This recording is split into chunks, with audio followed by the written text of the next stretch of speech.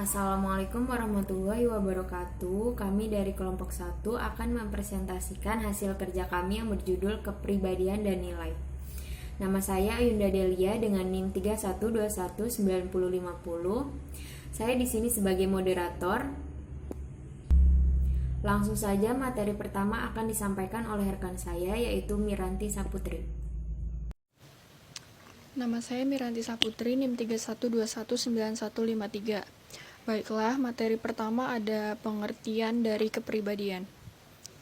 Para psikolog cenderung mengartikan kepribadian sebagai suatu konsep dinamis yang mendeskripsikan pertumbuhan dan perkembangan seluruh sistem psikologis seseorang. Definisi kepribadian yang paling sering digunakan dibuat oleh Gordon Allport. Ia mengatakan bahwa kepribadian adalah organisasi dinamis dalam sistem psikofisiologis individu, yang menentukan caranya untuk menyesuaikan diri secara unik terhadap lingkungannya. Kepribadian atau personality adalah keseluruhan cara di mana seorang individu bereaksi dan berinteraksi dengan individu lain. Kepribadian atau personality bukan sebagai bakat kodrati, melainkan terbentuk oleh proses sosialisasi. Kepribadian merupakan kecenderungan psikologis seseorang untuk melakukan tingkah laku sosial tertentu, baik berupa perasaan, berpikir, bersikap, dan berkehendak maupun perbuatan. Definisi kepribadian menurut beberapa ahli.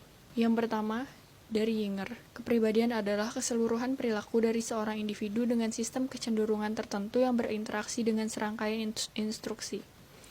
Yang kedua, dari M.A.W. Bauer, kepribadian adalah corak tingkah laku sosial yang meliputi corak kekuatan, dorongan, keinginan, opini, dan sikap-sikap seseorang. Yang ketiga, dari Kaber, kepribadian adalah gabungan keseluruhan dari sifat-sifat yang tampak dan dapat dilihat seseorang. Dan yang terakhir, dari Theodore Ernaucombe, kepribadian adalah organisasi sikap-sikap yang dimiliki seseorang sebagai latar belakang terhadap perilaku. Jadi, kepribadian adalah keseluruhan cara di mana seorang berinteraksi dengan individu yang lainnya. Baiklah, materi selanjutnya akan dibacakan oleh rekan saya. Assalamualaikum warahmatullahi wabarakatuh. Saya Elda Aprilia akan melanjutkan presentasi teman saya yaitu tentang mengukur kepribadian. Alasan paling penting mengapa manajer perlu mengetahui cara menilai kepribadian adalah karena penelitian menunjukkan bahwa tes-tes kepribadian sangat berguna dalam membuat keputusan perekrutan. Beberapa manajer ingin mengetahui cara menilai individu dalam tes kepribadian agar lebih memahami dan lebih baik dalam mengatur individu yang bekerja dengan mereka. Terdapat 3 cara utama untuk menilai kepribadian. Yang pertama, survei mandiri. Survei mandiri yang diisi sendiri oleh individu adalah cara paling umum yang digunakan untuk menilai kepribadian. Kekurangan dari survei jenis ini adalah individu mungkin berbohong atau hanya menunjukkan kesan yang baik. Individu tersebut berbohong untuk mendapatkan hasil tes terbaik guna menciptakan kesan yang baik. Yang kedua, survei peringkat oleh pengamat. Survei peringkat oleh pengamat dikembangkan untuk memberikan suatu penilaian bebas mengenai kepribadian. Meskipun survei mandiri dan survei peringkat oleh pengamat sangat berkaitan, penelitian ini mengungkap bahwa survei peringkat oleh pengamat merupakan dasar pertimbangan yang lebih baik atas keberhasilan suatu pekerjaan.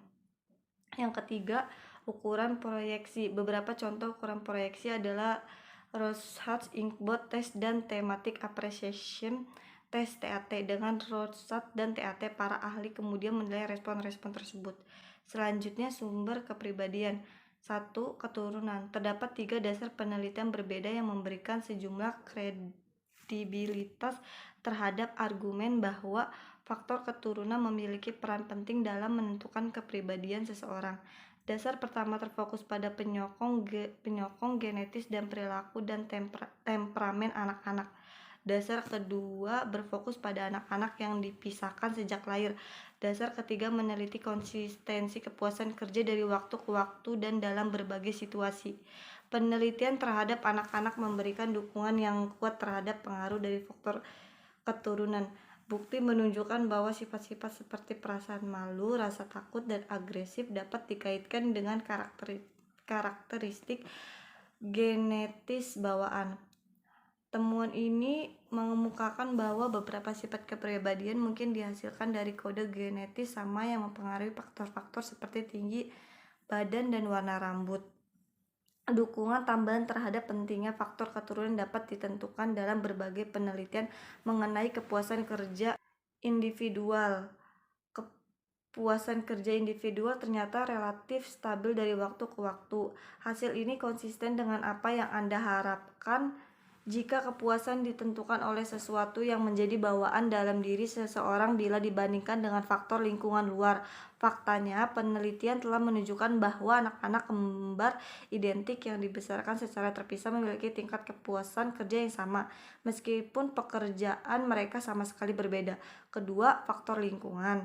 Faktor lain yang memiliki pengaruh cukup besar terhadap pembentukan karakter kita adalah lingkungan di mana kita tumbuh dan dibesarkan. Norma dalam keluarga, teman-teman, dan kelompok sosial, dan pengaruh lain yang kita alami. Faktor-faktor lingkungan ini memiliki peran dalam membentuk kepribadian kita.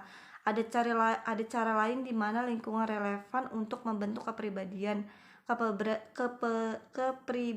seseorang, meskipun pada umumnya stabil dan konsisten, dapat berubah tergantung pada situasi yang dihadapinya. Meskipun kita belum mampu mengembangkan pola klasifikasi yang akurat untuk situasi-situasi ini. Pertimbangan yang seksama mengenai argumen-argumen yang mendukung faktor keturunan maupun lingkungan sebagai penentu utama dari kepribadian seseorang mendorong kesimpulan bahwa keduanya adalah penting. Faktor keturunan membekali kita dengan sifat dan kemampuan bawaan, tetapi potensi penuh kita ditentukan oleh seberapa baik kita menyesuaikan diri dengan lingkungan. Nama saya Dila Arini, NIM 31219067. Baiklah, saya akan melanjutkan materi. Materinya yaitu tentang tipe kepribadian. Yang pertama, Myers-Briggs Type Indicator atau MBTI. MBTI adalah instrumen penilaian kepribadian yang paling sering digunakan. Instrumen penilaian berisi 100 pertanyaan mengenai bagaimana individu akan merasa atau bertindak dalam situasi tertentu. Berdasarkan jawaban-jawaban yang diberikan dalam tes tersebut, individu diklasifikasikan ke dalam berbagai karakteristik. Yang pertama, extrovert versus introvert, yang dimana individu dengan karakteristik extrovert digambarkan sebagai individu yang ramah, suka bergaul, dan tegas. Sedangkan individu dengan karakteristik introvert digambarkan sebagai individu yang pendiam dan pemalu. Yang kedua, sensitif versus intuitif, yang dimana individu dengan karakteristik sensitif digambarkan sebagai individu yang praktis dan lebih menyukai rutinitas dan urutan. Sebaliknya, individu dengan karakteristik intuitif mengandalkan proses-proses tidak sadar dan melihat gambaran umum. Yang ketiga, pemikir versus perasa, yang dimana individu yang termasuk dalam karakteristik pemikir menggunakan alasan dan logika untuk menangani berbagai masalah, sedangkan individu dengan karakteristik perasa mengandalkan nilai-nilai dan emosi pribadi mereka. Yang keempat, memahami versus menilai, yang dimana individu yang cenderung memiliki karakteristik memahami menginginkan kendali dan lebih suka dunia mereka teratur dan terstruktur, sedangkan individu dengan karakteristik menilai cenderung lebih fleksibel. Klasifikasi-klasifikasi tersebut kemudian dikombinasikan ke dalam 16 tipe kepribadian. Untuk mengilustrasikan hal ini, kita akan mengambil contoh orang-orang yang memiliki MBTI INTJ adalah visioner. Mereka biasanya memiliki ide orisinil dan dorongan yang kuat untuk mewujudkan ide dan tujuan-tujuan mereka sendiri. Orang-orang yang memiliki MBTI ESTJ adalah organisator. Mereka cenderung realistis, logis, analitis, dan tegas, serta memiliki jiwa pembisnis atau mekanik alami. Sedangkan orang yang memiliki MBTI ENTP adalah konseptor. Mereka cenderung inovatif, individualistis, cakap, dan tertarik dengan ide-ide wirausaha. Tipe kepribadian selanjutnya yaitu model 5 besar. MBTI mungkin kurang memiliki bukti pendukung yang valid, tetapi hal tersebut tidak berlaku pada model 5 faktor kepribadian yang biasanya disebut sebagai model 5 besar atau Big Five model. Yang pertama, ekstraversi, yang dimana dimensi ini mengungkapkan tingkat kenyamanan seseorang dalam berhubungan dengan individu lain. Individu yang memiliki sifat ekstraversi cenderung suka hidup berkelompok, tegas, dan mudah bersosialisasi. Sebaliknya, individu yang memiliki sifat introvert cenderung suka menyendiri, penakut, dan pendiam. Yang kedua, mudah akur atau mudah bersepakat, yang dimana dimensi ini merujuk pada kecenderungan individu untuk patuh terhadap individu lainnya. Individu yang sangat mudah bersepakat adalah individu yang sangat senang bekerja sama, hangat, dan penuh kepercayaan. Sementara itu, individu yang tidak mudah bersepakat cenderung bersikap dingin, tidak ramah, dan suka menentang. Yang ketiga, sifat berhati-hati, yang dimana dimensi ini merupakan ukuran kepercayaan. Individu yang sangat berhati-hati adalah individu yang bertanggung jawab, teratur, dapat diandalkan, dan gigih. Sebaliknya, individu dengan sifat berhati-hati yang rendah cenderung mudah bingung, tidak teratur, dan tidak bisa diandalkan. Yang keempat, stabilitas ekonomi. Sering juga disebut berdasarkan kebalikannya, yaitu neurosis. Dimensi ini menilai kemampuan seseorang untuk menahan stres. Individu dengan stabilitas emosi yang positif cenderung tenang, percaya diri, dan memiliki pendirian teguh. Sementara itu, individu dengan stabilitas emosi yang negatif cenderung mudah gugup, khawatir, depresi, dan tidak memiliki pendirian yang teguh. Yang kelima, terbuka terhadap hal-hal baru, yang dimana dimensi ini merupakan dimensi terakhir yang mengelompokkan individu berdasarkan lingkup minat dan ketertarikannya terhadap hal-hal baru. Individu yang sangat terbuka cenderung kreatif, ingin tahu, dan sensitif terhadap hal-hal yang bersifat seni. Sebaliknya, mereka yang tidak terbuka cenderung memiliki sifat konvensional dan merasa nyaman dengan hal-hal yang telah ada. Dibandingkan dengan individu dengan karakteristik introvert, individu yang ekstrovert cenderung lebih bahagia dalam pekerjaan dan kehidupan mereka secara keseluruhan. Mereka biasanya memiliki lebih banyak teman dan menghabiskan lebih banyak waktu untuk bersosialisasi dibandingkan dengan individu yang ekstrovert. Tipe lainnya yang pertama yaitu Machiavellianisme. Sejumlah penelitian mengenai kaitan kepribadian Mach yang tinggi dan rendah terhadap perilaku tertentu telah dilakukan. Individu dengan karakteristik Mach yang tinggi melakukan lebih banyak manipulasi, lebih banyak memperoleh kemenangan, tidak mudah terbujuk, dan lebih banyak membujuk dibandingkan individu dengan tingkat Mach yang rendah. Namun, tingginya sikap Mach ini dapat diredam oleh faktor-faktor situasional. Telah ditemukan bahwa individu Mach yang tinggi berkembang sangat baik ketika mereka berinteraksi secara langsung dengan individu lain, bukan secara tidak langsung. Ketika situasi mempunyai sedikit peraturan yang memungkinkan kebebasan improvisasi, dan bila keterlibatan emosional dengan detail-detail yang tidak relevan dengan keberhasilan mengganggu individu Mach yang rendah.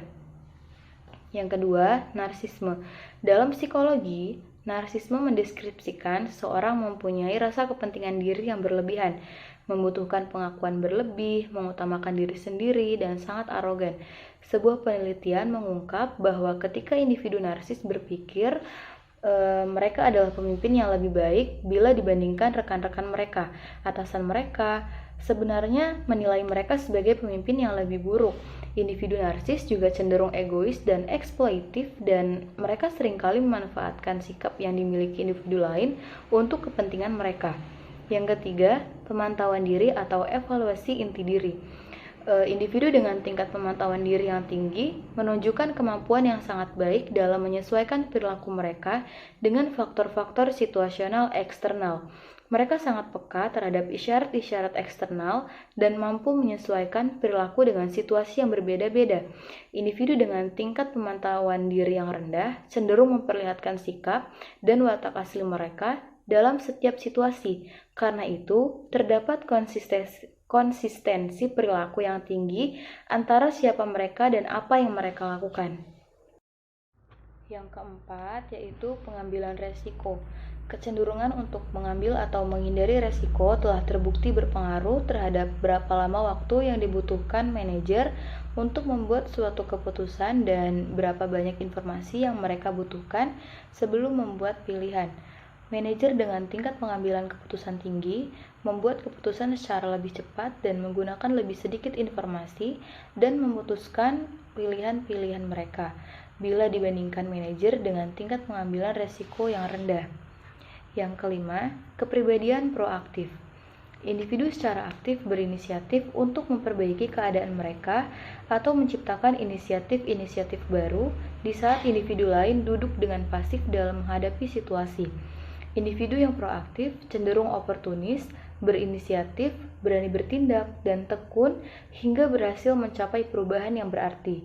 Individu proaktif berkemungkinan besar mencapai keberhasilan karir. Hal ini karena mereka memilih, menciptakan, dan mempengaruhi situasi kerja sesuai kehendak hati mereka. Contohnya dalam kepribadian proaktif yaitu individu proaktif cenderung menantang status atau menyuarakan ketidaksenangan mereka dalam situasi yang tidak mereka sukai. Dan yang terakhir yaitu yang keenam, kepribadian tipe A atau tipe B. Yang pertama, kepribadian tipe A. Seseorang dengan kepribadian tipe A terlihat secara agresif dalam perjuangan terus-menerus untuk mencapai lebih banyak dalam waktu yang lebih sedikit, dan bila harus melakukannya, melawan upaya-upaya yang menentang dari individu atau hal lainnya. Karakteristik dari tipe A itu yang pertama, selalu bergerak, berjalan, dan makan dengan cepat. Yang kedua, merasa tidak sabaran. Yang ketiga, berusaha keras untuk memikirkan atau melakukan dua hal atau lebih pada saat bersamaan. Yang keempat, tidak dapat menikmati waktu luang. Yang kelima, terobsesi dengan angka-angka, mengukur keberhasilan dalam bentuk jumlah hal yang bisa mereka peroleh. Berbeda dengan kepribadian tipe A, tipe B sangat berlawanan. Tipe B jarang tergoda oleh keinginan untuk mendapatkan sejumlah hal yang terus meningkat atau berpartisipasi dalam serangkaian peristiwa yang terus berkembang dengan jumlah waktu yang selalu berkurang. Karakteristik dari tipe B adalah yang pertama, tidak pernah mengalami keterdesakan waktu ataupun ketidaksabaran. Yang kedua, merasa tidak perlu memperlihatkan atau mendiskusikan pencapaian maupun prestasi mereka kecuali atas tuntutan situasi. Yang ketiga, bersenang-senang dan bersantai daripada berusaha menunjukkan keunggulan mereka. Yang keempat, bisa santai tanpa merasa bersalah. Terima kasih. Materi selanjutnya akan disampaikan oleh teman saya. Nama Sueni Fitri Rahmawati, NIM 3121924, yaitu selanjutnya tentang pengertian nilai.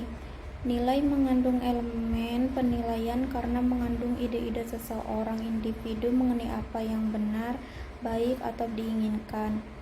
Ia memiliki atribut isi maupun intensitas. Pentingnya nilai dan pembentukan nilai. Nilai memberikan fondasi bagi pemahaman kita mengenai sikap dan motivasi orang-orang serta pengaruh persepsi kita. Nilai-nilai generasi. 1. Kelompok kerja kontemporer. Kedua, generasi lonjakan bayi. Ketiga, kehidupan generasi X telah dibentuk oleh globalisasi. Yang keempat, generasi milenium. Mengaitkan kepribadian dan nilai-nilai individu di tempat kerja. 1. Kecocokan orang pekerjaan. Usaha untuk mencocokkan tuntutan pekerjaan dengan karakteristik kepribadian diartikulasikan paling baik dalam teori kecocokan kepribadian pekerjaan atau personality job fit theory. 2. Kecocokan orang organisasi. Kita telah memperhatikan bahwa para peneliti telah mengamati kecocokan orang dengan organisasi sebagaimana dengan pekerjaan. Kesimpulan dari materi kali ini yaitu kepribadian berarti bagi perilaku organisasi. Ia tidak akan menjelaskan semua perilaku tetapi ia menetapkan tahapannya. Teori dan riset yang berkembang mengungkapkan bagaimana kepribadian berarti lebih dalam beberapa situasi dibandingkan yang lainnya. Nilai atau value mengandung elemen penilaian karena mengandung ide-ide seorang individu mengenai apa yang benar, baik, atau diinginkan. Ia memiliki atribut isi maupun intensitas. Baik, sekian presentasi dari kelompok kami, kurang lebihnya mohon maaf. Terima kasih. Wassalamualaikum warahmatullahi wabarakatuh.